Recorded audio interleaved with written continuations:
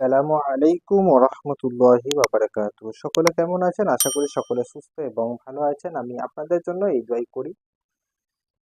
এখন আমরা যেই একটা নতুন কায়দা আমাদের সামনে এসে গেছে, সেই কায়দাটা হচ্ছে কি, তাসদিদ যুক্ত অক্ষরের পূর্বের অক্ষরে যদি কোনো হারাকাত না থাকে তাহলে সেই অক্ষরটি পড়া যাবে না।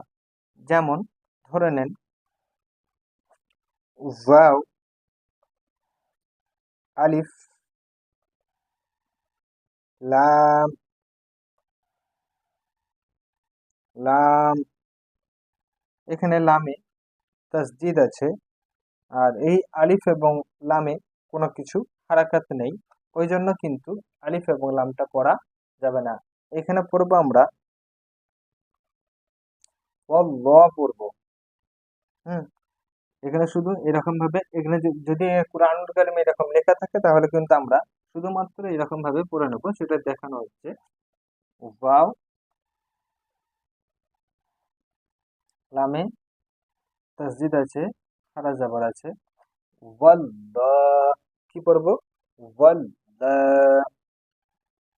ওয়াল,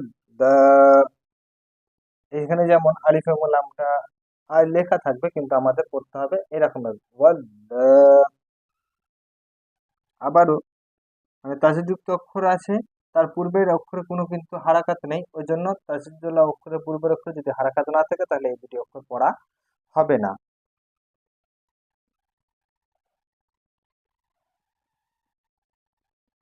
বা, আলিফ, লাম, লাম, বিল্লাহ। আমাদের কিন্তু কোরআনুল কারীমে এরকম লেখা থাকবে, কিন্তু আমরা পড়বো তখন এরকম ভাবে পড়বো।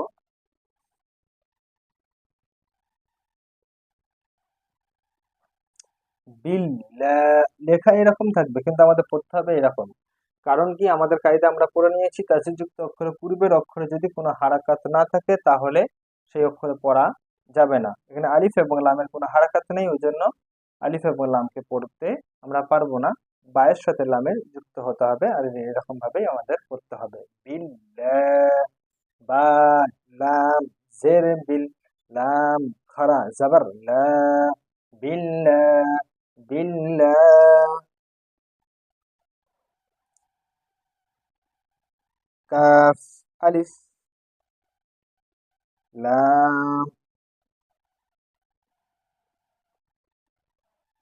দাল,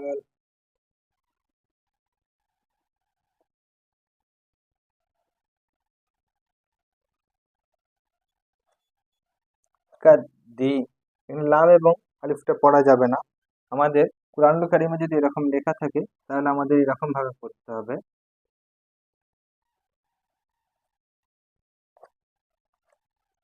কাদ, দি, কাদ, দি। কেমন ভাবে পড়বো? এখানে কাদ দি লেখা আছে, এখানে লাম এবং আলিফটি বাড়তি লেখা আছে। মানে আমরা কায়দা পড়েছি কি, তাসযুক্ত অক্ষরের পূর্বের অক্ষরে যখন কোনো হারাকাত থাকবে না সেই অক্ষরকে পড়া যাবে না। কুরআনুল কারীমে আমাদের এরকম ভাবে লেখা থাকবে, কিন্তু আমাদের পড়তে হবে এরকম ভাবে। কাফ, দাল, জাবার কাদ, দাল, জের দি, কাদ, দি, কাদ, দি। এখন আমরা শুধুমাত্র রিডিংটা পড়ে নিই, তারপরে ইজারের দিকে যাবো ইনশাল্লাহ। ولا، ولا، بالله، بالله، كدي، كدي। এখন আমরা ইজারার দিকে যাব। ওয়াবে জাবার আছে, ওয়াওকে মুতাহারিক বলতে হবে। মুতাহারিক অক্ষরকে তাড়াতাড়ি পড়া মোটেও নাটা না, মারুফ পড়া মুজিল আওয়াজ থেকে বাঁচা। লাম তাসদিদ আছে, তাসযুক্ত অক্ষরকে দুইবার পড়তে হয়, একবার পূর্বের অক্ষরের সঙ্গে, একবার নিজে নিজে। আর তাসদিদওয়ালা অক্ষরকে মুসাদ্দাদ বলা হয়, তাসদিদওয়ালা অক্ষরকে মুসাদ্দাদ বলা হয়। আর যেই অক্ষরে তাসদিদ থাকবে তাকে দুইবার পড়তে হয়, আর তাসদিদের আওয়াজ একটু শক্ত হয়।